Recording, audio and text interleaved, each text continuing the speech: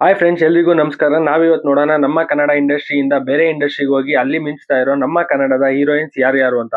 ಮೊದಲನೆಯವರು ರಶ್ಮಿಕಾ ಮಂದಣ್ಣ. ಇವರು ಕಿರಿಕ್ party film ಇಂದ ಇವರ ಕೆರಿಯರ್ ಸ್ಟಾರ್ಟ್ ಮಾಡಿದ್ದು, ಅದು 2016ರಲ್ಲಿ.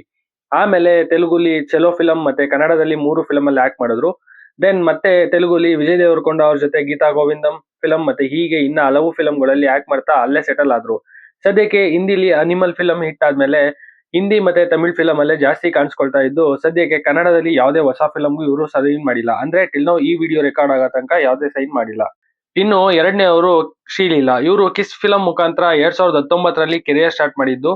ಇವರು ಕನ್ನಡಲ್ಲಿ ಮಾಡಿದ್ದು ಕೇವಲ 3 ಫಿಲಂ ಅಷ್ಟೇ. ಅದಾದ್ಮೇಲೆ ತೆಲುಗು ಫಿಲಂ ಇಂಡಸ್ಟ್ರಿಗೆ ಆರ್ದ ಇವರು ಧಮಾಕ, ಗುಂಟೂರು ಕಾರಂ ಅಂತ ಫಿಲಂ ಅಲ್ಲೇ ಆಕ್ಟ್ ಮಾಡಿ ಅಲ್ಲೇ ಸೆಟಲ್ ಆಗಿದ್ದಾರೆ. ಇವಾಗ ತಮಿಳ್ ಮತ್ತೆ ಹಿಂದಿ ಫಿಲಂ ಅಲ್ಲೂ ಆಕ್ಟ್ ಮಾಡ್ತಾ ಇದ್ದು, ಇವರು ಸದ್ಯಕ್ಕೆ ಕನ್ನಡದ ಯಾವುದೇ ಹೊಸ ಫಿಲಂಗೂ ಸೈನ್ ಮಾಡಿಲ್ಲ.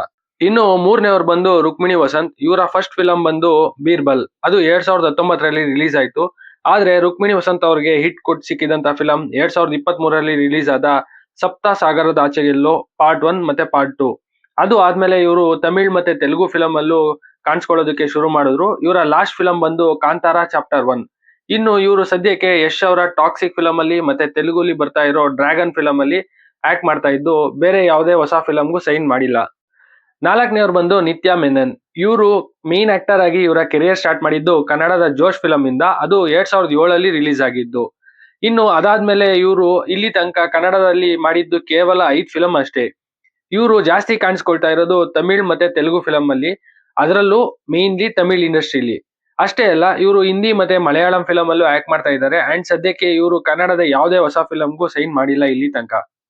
ಇನ್ನು ಐದನೇವ್ರು ಬಂದು KGF ಕ್ವೀನ್ ಶ್ರೀನಿಧಿ ಶೆಟ್ಟಿ. ಇವರ ಕೆರಿಯರ್ ಬಂದು 2018ರಲ್ಲಿ KGF ಫಿಲಂ ಇಂದ ಸ್ಟಾರ್ಟ್ ಆಯ್ತು.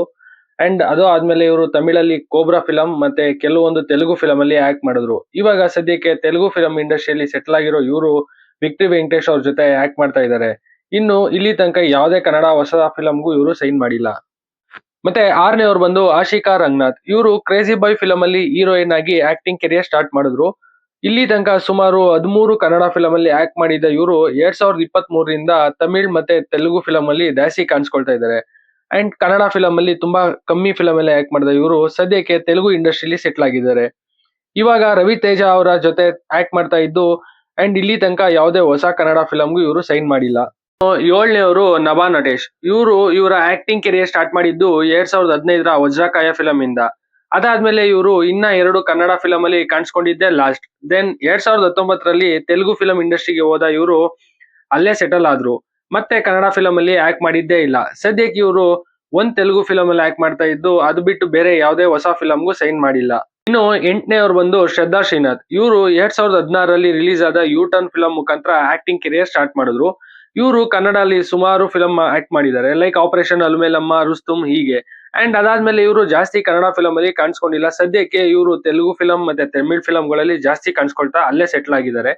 ಇಲ್ಲಿ ತನಕ ಕನ್ನಡದಲ್ಲಿ ಯಾವುದೇ ಹೊಸ ಫಿಲಂಗೂ ಸೈನ್ ಮಾಡಿಲ್ಲ. ಅಂಡ್ ಇವರ ಲಾಸ್ಟ್ ಫಿಲಂ ಬಂದು ತಮಿಳ್ ಫಿಲಂ ಆಗಿದೆ. ಇದಿಷ್ಟು ಆಗಿತ್ತು ಪಾರ್ಟ್ 1. ಇನ್ನು ಪಾರ್ಟ್ 2 ಬೇಕು ಅಂದ್ರೆ ಕಮೆಂಟ್ ಮಾಡಿ. ರಿಮೈನಿಂಗ್ 8 ಹೀರೋಯಿನ್ಸ್ ಬಗ್ಗೆ ಹಾಕ್ತೀನಿ ಅಂತ ಹೇಳ್ತಾ ಈ ವಿಡಿಯೋನ ಕ್ಲೋಸ್ ಮಾಡ್ತಾ ಇದ್ದೀನಿ. ಇದು ನಿಮ್ಗೆ ಇಷ್ಟ ಆದ್ರೆ ಶೇರ್ ಮಾಡಿ, ಸಬ್ಸ್ಕ್ರೈಬ್ ಮಾಡಿ, ಸಪೋರ್ಟ್ ಮಾಡಿ.